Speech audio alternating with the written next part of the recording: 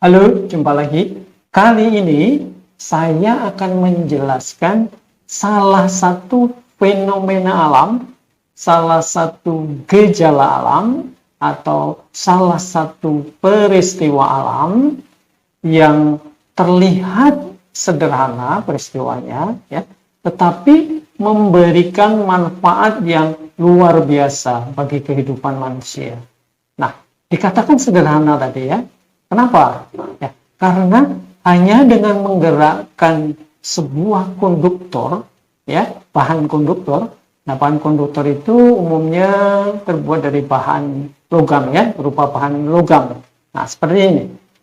Nah ini saya punya bahan konduktor, ya. Ini kawat konduktor, bahannya tembaga, ya. Ini saya ambil dari dalam kabel, ya. Nah, ini kabelnya. Ini ya, ini ada kabel. Nah, di dalam kabel itu ada kawatnya, ya. Ini ada dua kawat, ya, kawat konduktor umumnya dari bahan tembaga, ya. Nah, sederhana tadi, hanya dengan menggerakkan bahan konduktor ini, ya, misalnya ini tembaga, hanya dengan menggerakkannya dapat diperoleh arus listrik, ya. Coba bisa dibayangkan kalau kehidupan kita saat ini tanpa adanya arus listrik akan seperti apa, ya. Nah, memang ada syaratnya bagaimana menggerakkannya, ya. Lalu harus digerakkan di mana agar konduktor ini, kawat ini dapat menghasilkan arus listrik. Nah, tapi syarat itu pun sederhana saja, ya. Nah, bagaimana cara menggerakkannya? Lalu harus digerakkan di mana supaya menghasilkan arus listrik kawat ini, ya, bahan konduktor ini? Ikuti penjelasannya.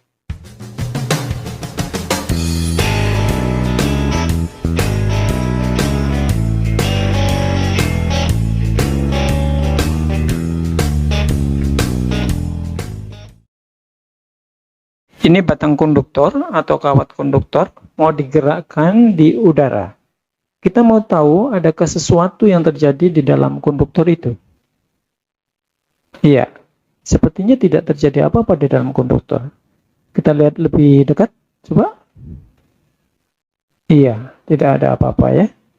Nah, sekarang konduktor ini mau digerakkan memotong medan magnet. Itu medan magnetnya yang biru-biru.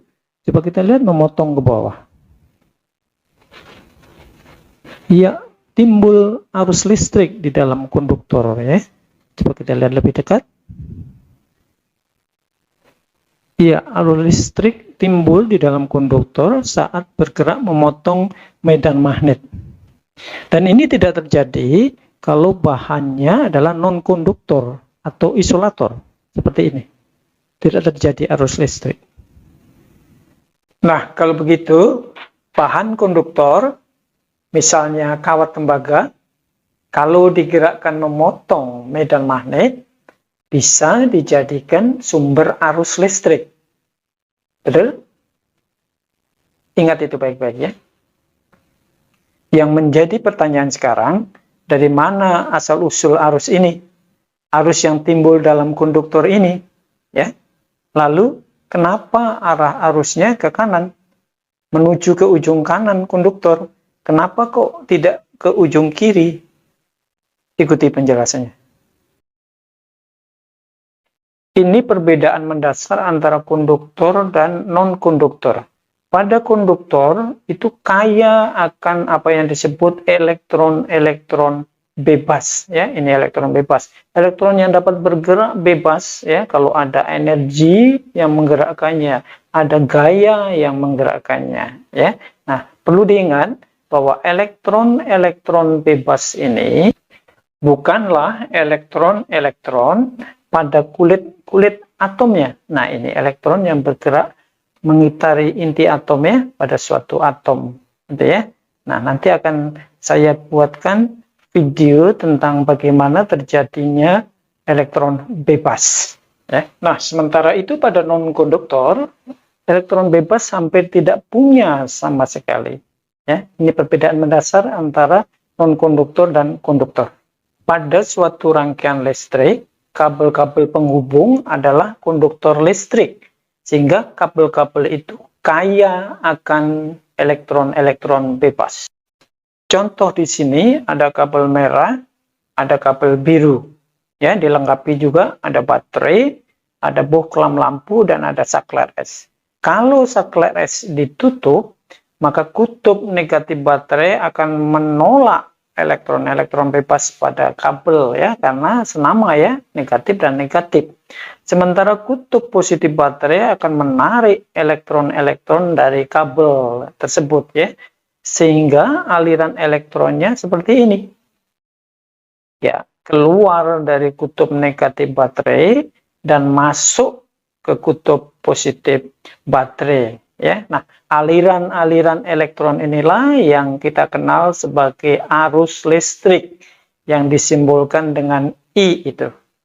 Tapi harus diingat, arah arus listrik itu berlawanan dengan arah aliran-aliran elektron ini, ya. Kesepakatannya, ya, arah arus listrik itu, ya, berlawanan dengan arah gerak elektron ini. Jadi, arus listrik keluar dari kutub positif baterai dan masuk ke kutub negatif baterai. Sehingga seperti ini arusnya. Ya, terlihat, ya, arah arus berlawanan dengan arah gerak elektron-elektronnya. Nah, kenapa kesepakatannya seperti ini? Arah arus berlawanan dengan arah gerak elektron. Bagi yang pengen tahu, bisa klik alamat video penjelasannya di atas ini. Sebelum kita lanjut, ingat lagi ini.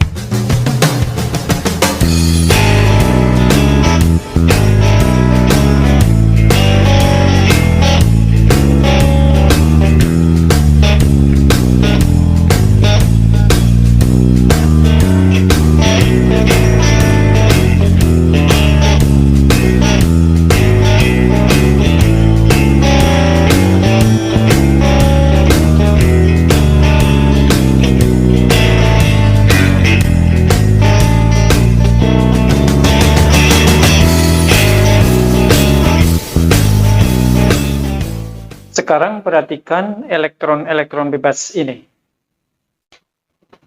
Pada batang konduktor yang bergerak, tentu saja elektron bebasnya ikut bergerak searah dengan gerak batang tersebut. Ya. Nah, kita ingat bahwa gerak elektron itu adalah arus listrik, ya, yang arahnya berlawanan. Seperti pada rangkaian listrik ini, ya, macam ini. Nah, kalau begitu, ketika batang konduktor bergerak turun, ada arus listrik ke arah atas, ya, berlawanan. Nah, pemahaman arus listrik yang semacam ini akan sangat membantu dalam menjelaskan timbulnya arus listrik pada konduktor yang bergerak memotong medan magnet seperti ini. Sekarang batang konduktor tadi akan bergerak memotong medan magnet. Kita fokus pada satu elektron bebas saja, ya. Yang ini, ya.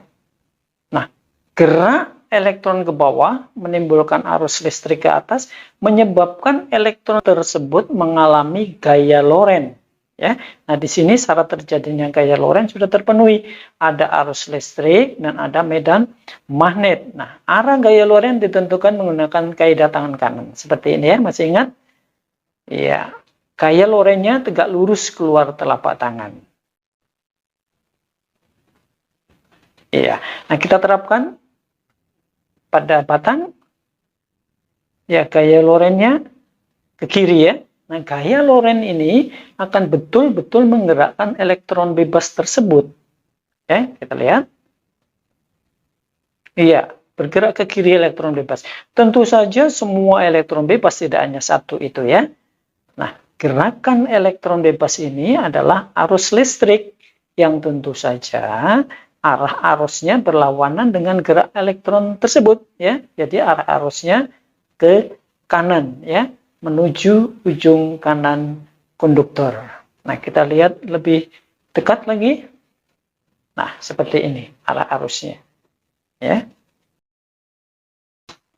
Perlu diingat juga arus semacam ini biasanya disebut arus induksi.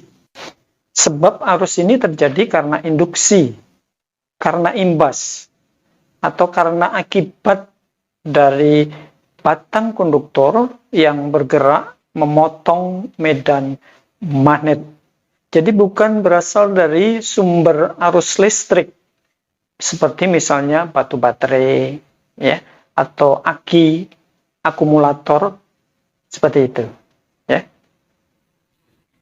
Arah arus induksi tentu saja tidak selalu ke kanan seperti ini, ya.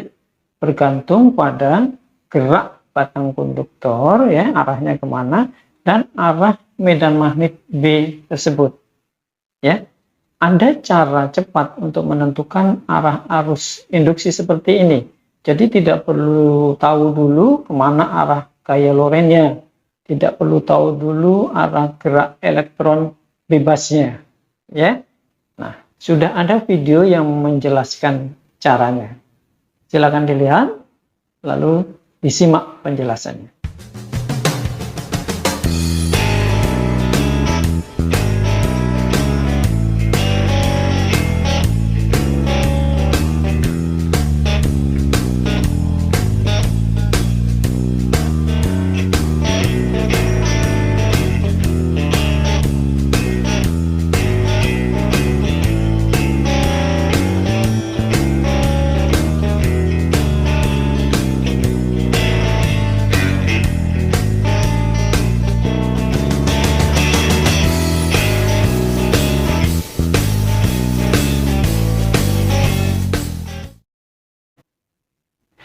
Ada satu lagi yang perlu diketahui, yaitu selama batang konduktor ini bergerak memotong medan magnet, nah, ujung-ujung batang konduktor ini, ya, akan punya beda potensial.